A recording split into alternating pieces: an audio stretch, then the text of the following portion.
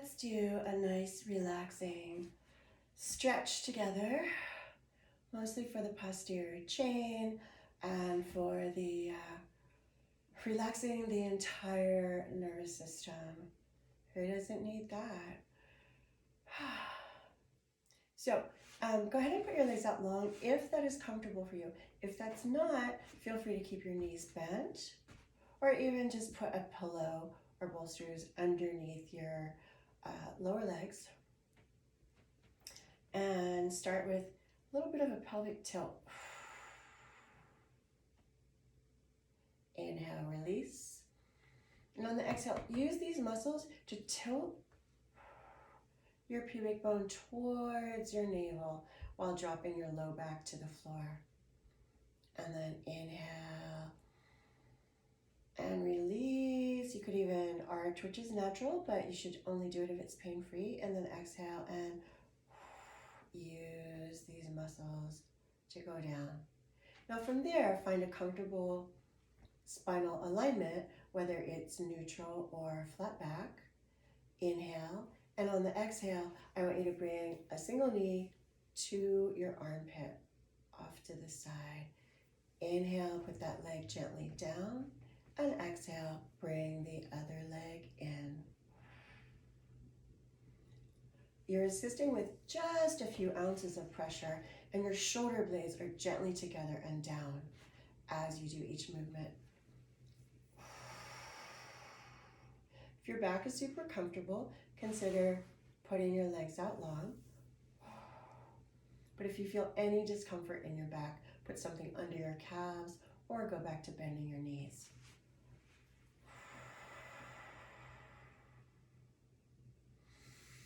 Inhale, the leg floats down, and exhale, the other knee comes in to its own armpit.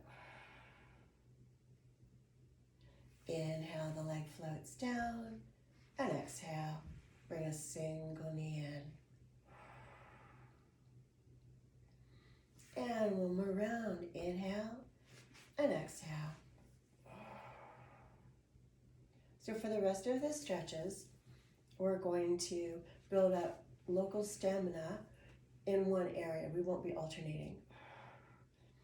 And that's much truer to the concept of active isolated stretching, the life work of Erin Mattis, my mentor. So for this next one though, we're going to take a little shortcut. Go ahead and bring your legs up, hands behind your thighs, and point and flex. So as you use your shin muscles to stretch your inner calves, it's not as deep of a stretch as the outer calf muscle is. Super noticeable for most people, but it's still very good for you. It pumps the soleus. The soleus in Chinese medicine is known as the second heart. Greatest pumper of blood in the lower body. In Fitbit's stretching while flying tips, where they featured a lot of my suggestions in December, asking for movements you could do in small spaces. So for any of you in a middle apartment,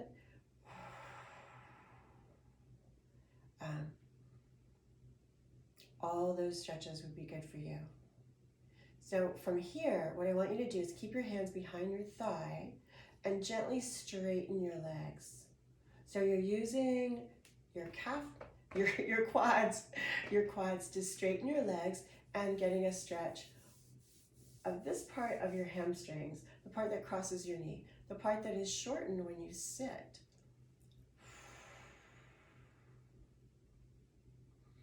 So you can play with the toes, rotating your lower legs in, and notice where you feel that.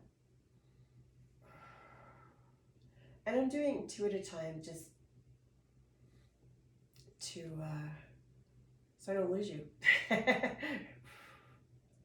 Often we do, 6, 8, 10 repetitions, but right now we're just doing 5 or 6. And now turn the toes out.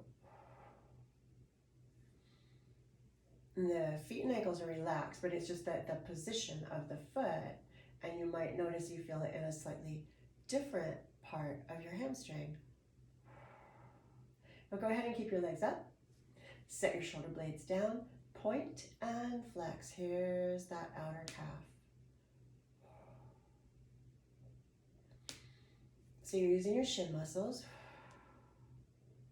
And notice the angle of your feet. And notice if it's easier to like lead with the big toe. But that facilitates the outer part of your foot being down first. So now I want you to intentionally bring the little toe down first. And notice where you feel that. And that has the added benefit of helping to facilitate using this part of your foot for weight bearing, for when you walk, when you run. That is the part of the foot that is meant to be for weight bearing. So just a couple more repetitions right here. Nice and easy. This is all quite pain-free. And sometimes these 1.5 to 2 second stretches are assisted. But for the purpose of this right now, we're just utilizing the principle of reciprocal inhibition. And I laugh because Sir Charles Sherrington did win a Nobel Prize for discovering that principle. Go ahead and reach your arms out to the side. We're going to mix in a little Hanasomatics based on some of the same principles, but there is no assist. You're simply allowing the movement to happen, and again, pain-free. On the exhale, you let your knees go one way, you turn your head the other. Inhale, come back through the center, and exhale. Notice whichever way I turn my head, that palm is the up palm, the other palm is the down palm. Inhale back through the center, and exhale. Inhale through the center, and exhale. Come on back through the center. So this next little piece, if you choose to do the bridge, it will help to open the front of your hips as you squeeze your glutes, but you should only do it if it feels pain-free, and if you understand that you really want to use your glutes and try to take your hips away from your face. Keep your shoulder blades down so there's no pressure on your neck at all. Traditionally, there would be interlaced fingers behind the back, and that automatically guarantees your shoulder blades will be down. So you just want to set your shoulder blades down. Any pressure goes on them, not on your neck. Hands by your side. You can start with your feet together and take a little step open with your heels and then match it with your toes. Whatever distance your feet are from each other, you're going to keep your knees the same distance. Inhale, and like I said, you can just do a couple pelvic tilts instead. And on the exhale, round through your spine, lift, take your hips up and away from your face, bring the shoulder blades together and down, reach, reach, reach. And then slowly back down. And one more time, go ahead and do a pelvic tilt, and continue to do pelvic tilts if you prefer. Or press through your heels, take your knees, like they're trying to reach past your toes, but of course they're not going to go there. Your hips go up, higher and higher. Breathing nice and easily. Good for the glutes, good for the hip flexors, good for the thyroid. And roll down vertebrae by vertebrae. Like beads into a velvet box.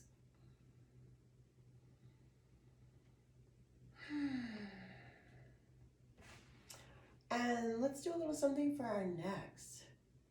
So, as though your head is a marshmallow on a stick, you are just going to rotate at, the proverbial queen's wave. You're just going to rotate your neck, and thereby turning your head, your ear, your gaze to the floor beside you.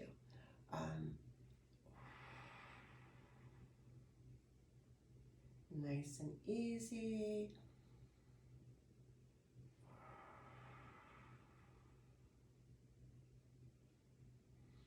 And now for fun, put your tongue in your cheek as you turn.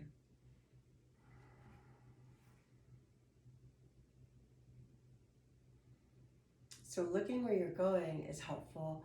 Adding the tongue to it interacts with the nervous system in a way that I can't quite explain, but notice what it does for you.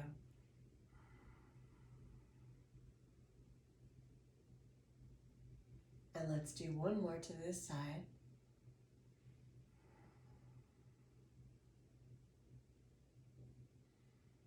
And other direction.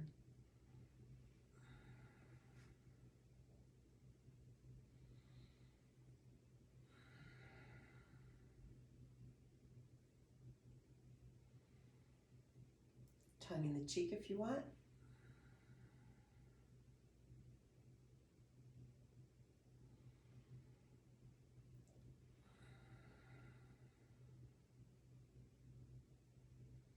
Hopefully you're finding it gets a little easier, goes a little further with each repetition. And back to the center.